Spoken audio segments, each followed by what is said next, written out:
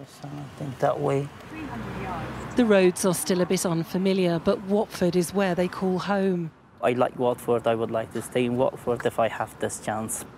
Fareed, who worked for the British Embassy in Kabul as a translator, was evacuated last summer along with the family of his passenger, also called Fareed. Between them, they have 12 children, and they've all spent the last year in a hotel.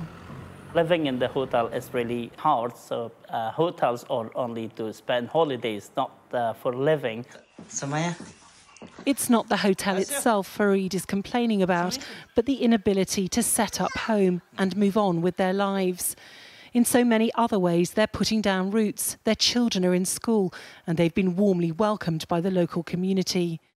How are you? Good. But for evacuees around the country, finding enough suitable, affordable housing where they want to settle is proving difficult.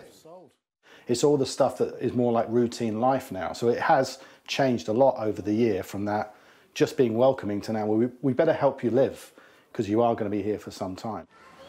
Britain has a desperate shortage of social housing with 1 million people on the waiting list.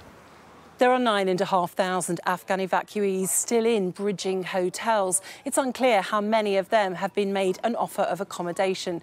But we've learned the Home Office is taking a tougher stance against those who turn down what they've been given. In a newsletter written for Afghan evacuees living in hotels seen by Sky News, the Home Office says it will make a maximum of 2 offers.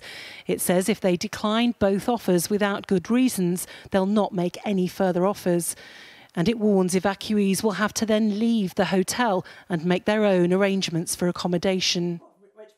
Krish Kandaya works with the government as an unpaid advisor on refugees and asylum seekers. It's not appropriate for us to use threatening language to say, look, if you don't do what you're told, you're going to be punished. I think that's a really bad tonality, and it's not treating people with the dignity they deserve. Bashir is amongst the 7,000 Afghan evacuees who've been provided with housing.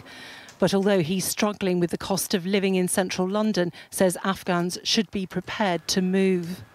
Probably you won't find your ideal place, through a scheme that supports you. Your ideal place needs to be created by yourself, by your determination, by your hard work. Thank you. The Home Office says it's trying to move people as quickly as possible, and hotels, whilst not a long-term solution, offer safe, secure accommodation for Afghan evacuees as they try to rebuild their lives. Lisa Holland, Sky News.